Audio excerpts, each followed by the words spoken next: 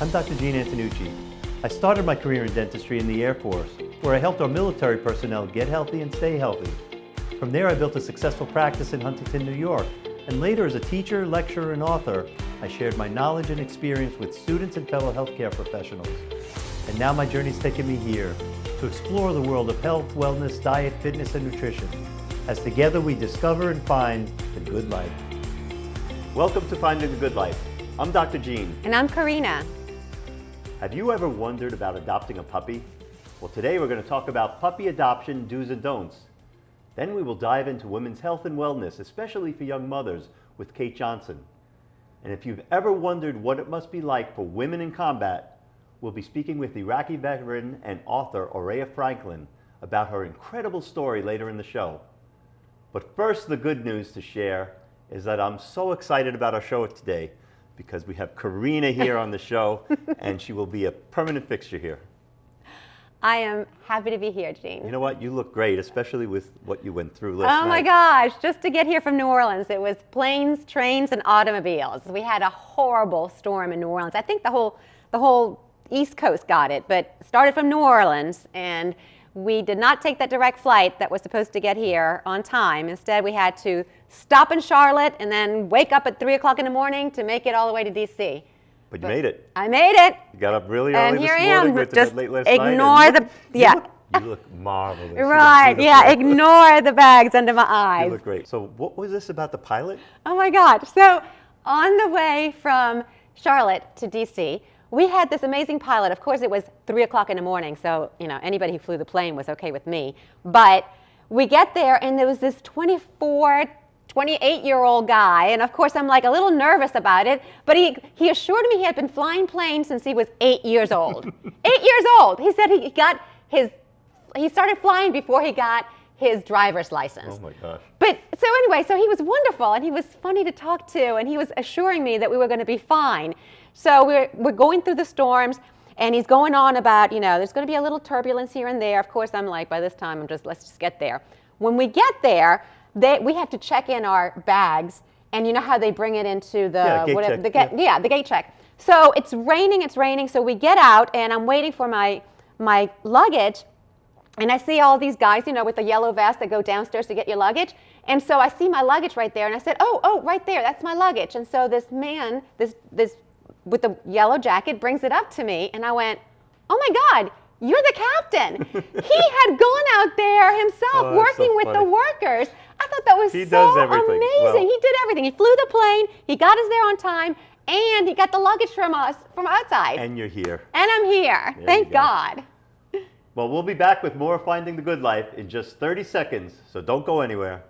If your loved one has passed away due to COVID-19, pay close attention to this message. You could be entitled to a death benefit of over $300,000. The U.S. government has set up a fund to pay families relief if they've lost a loved one due to COVID-19. Time is limited, so we urge you to make a free phone call right now. All legal fees are only covered once you receive your money.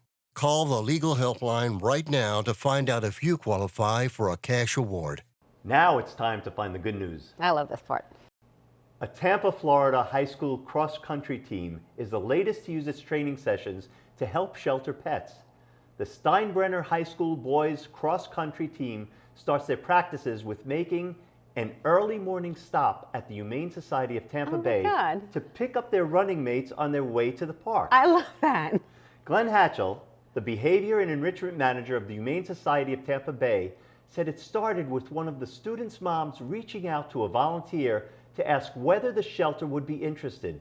Hatchell said, it benefits the dogs by getting dogs with all of this activity and all this hyper energy, and it gets them running that off a little bit. And then when they go back to the shelter, they're more adoptable. Allison Sposner, the team's head coach, said that it's not only a great advertisement for the dogs themselves, but people visiting the park may also be encouraged to volunteer at the Humane Society.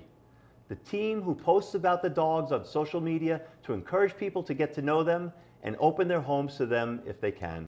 Wow, I love that story. I mean, I really do. And we're going to have Homeward Trails on the show, so we can talk about, that adopting dogs. I love animals. And Roma, our daughter, is in cross country, so maybe I can suggest this to the coach. That sounds like a great I thing. love it. At just 14, Shaivan Taneja didn't spend his Christmas break like many of his classmates, occupied by video games, binging Netflix, or even relaxing after a long semester of schoolwork. Instead, as the country saw COVID-19 numbers surge once again, driven by the Omicron variant, the teen rolled up his sleeves and started building homemade air purifiers for those in his community of Mississauga, Ontario. Known as Corsi Rosenthal boxes, the do-it-yourself devices were developed in 2020 by 2 air filtration experts. And during his break, Taneja posted an offer on Twitter to build the boxes for others. That post went viral, and Taneja has since built around 20 of these devices for his neighbors, local seniors, and even a fencing studio. He charges $150 for each unit, which is just the cost of the materials, and it usually takes him an hour or 2 to build one. But he said the process is surprisingly easy. The older you are, the harder it is, because you have to continuously bend down and sit. But for me, it takes around 2 or 3 on a scale of 10. And finally, 3rd grade teacher Kathleen Fitzpatrick put it all on the line when she promised her students hot chocolate if she made a shot from half court. You've got to watch this and see the video that landed her on ESPN. So this happens, 3rd grade class, Holy Trinity School in Georgetown, Washington, D.C., and that is one of the teachers, Kathleen Fitzpatrick, who said, hey, if I make this shot, everybody gets hot chocolate. So they were actually rooting for her, of course, and hello, look at the form. Look at the form on that. And I just picked up a bowl and I said, if I make this, it was a Friday afternoon. And I said, if I make this shot, we'll have hot chocolate on Monday as a class. And of course, the kids are like cheering. I want to have hot chocolate Monday morning before, we get into our classes. And I just launched it and it went in. We'll be back with more of Finding the Good Life after this quick break. That was amazing. Half court. Can you imagine? I can't even hit. Yeah, I can't even get the ball in.